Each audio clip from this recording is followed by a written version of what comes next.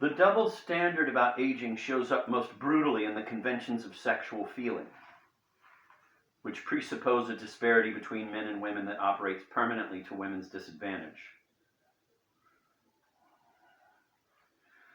In the accepted course of events, a woman anywhere from her late teens through her middle 20s can expect to attract a man more or less her own age. Ideally, he should be at least slightly older. They marry and raise a family, but if her husband starts an affair after some years of marriage, he customarily does so with a woman much younger than his wife. Suppose when both husband and wife are already in their late 40s or early 50s, they divorce.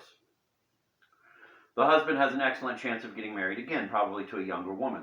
His ex-wife finds it difficult to remarry. Attracting a second husband younger than herself is improbable. Even to find someone her own age, she has to be lucky, and she will probably have to settle for a man considerably older than herself, in his 60s or 70s.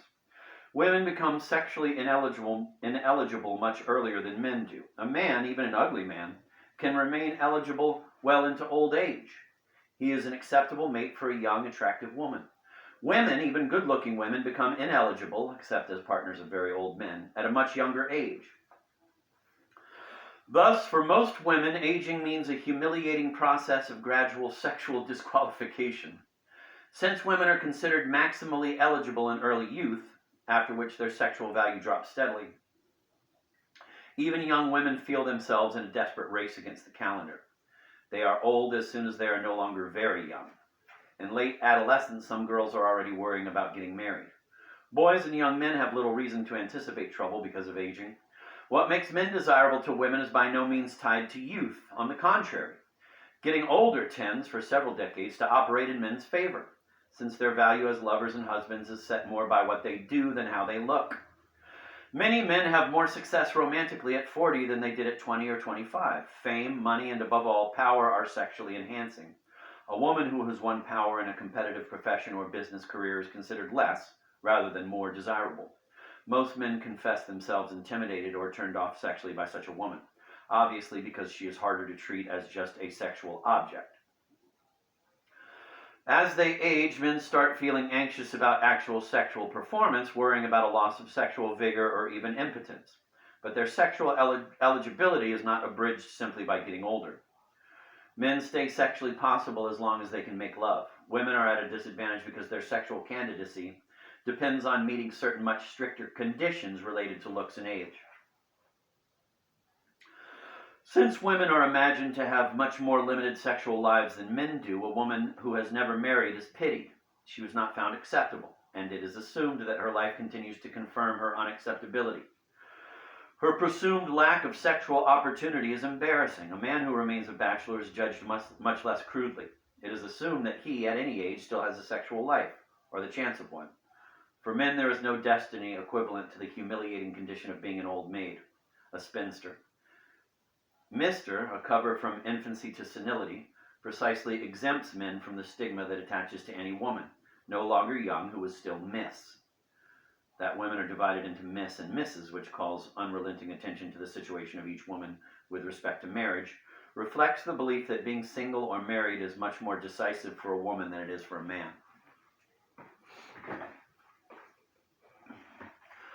For a woman who is no longer very young, there is certainly some relief when she has finally been able to marry.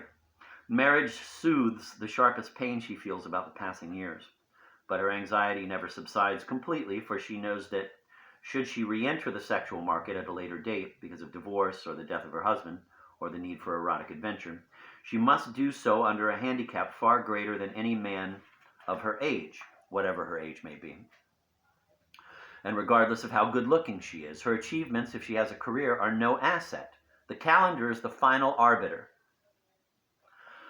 To be sure, the calendar is subject to some variations from country to country. In Spain, Portugal, and the Latin American countries, the age at which most women are ruled physically undesirable comes earlier than in the United States.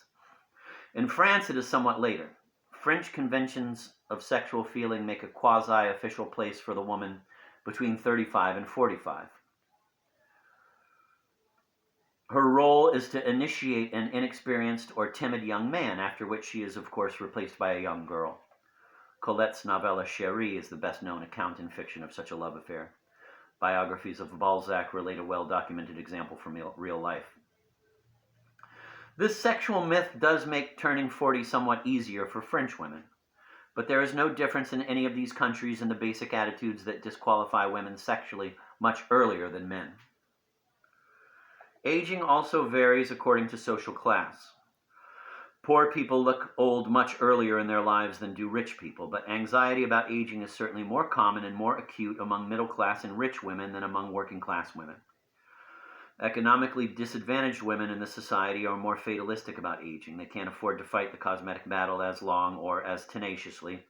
Indeed, nothing so clearly indicates the fictional nature of this crisis than the fact that women who keep their youthful appearance the longest, women who lead unstrenuous, physically sheltered lives, who eat balanced meals, who can afford good medical care, who have few or no children, are those who feel the defeat of age most keenly. Aging is much more a social judgment than a biological eventuality. Far more extensive than the hard sense of loss suffered during menopause, which with increased longevity tends to arrive later and later, is the depression about aging, which may not be set off by any real event in a woman's life, but is a recurrent state of, quote, possession, end of quote, of her imagination, ordained by society. That is, ordained by the way this society limits how women feel free to imagine themselves.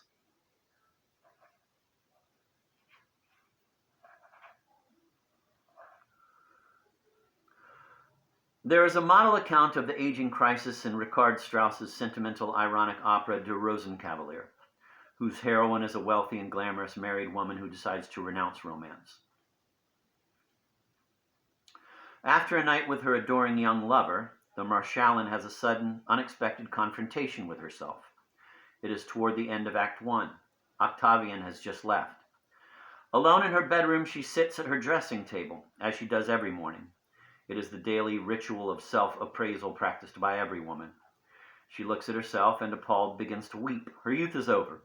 Note that the Marschallin does not discover, looking in the mirror, that she is ugly. She is as beautiful as ever. The Marschallin's discovery is moral. That is, it is a discovery of her imagination. It is nothing she actually sees. Nevertheless, her discovery is no less devastating. Bravely, she makes her painful, gallant decision. She will arrange for her beloved Octavian to fall in love with a girl his own age. She must be realistic. She is no longer eligible. She is now the old Marschallin.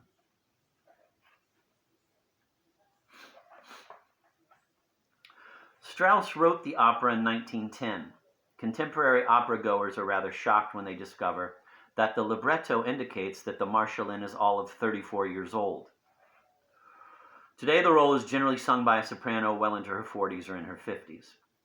Acted by an attractive singer of 34, the Marschallin's sorrow would seem merely neurotic or even ridiculous. Few women today think of themselves as old, wholly disqualified from romance at 34. The age of retirement has moved up, in line with the sharp rise in life expectancy for everybody in the last few generations. The form in which women experience their lives remains unchanged. A moment approaches inexorably when they must resign themselves to being too old, and that moment is invariably, objectively, premature.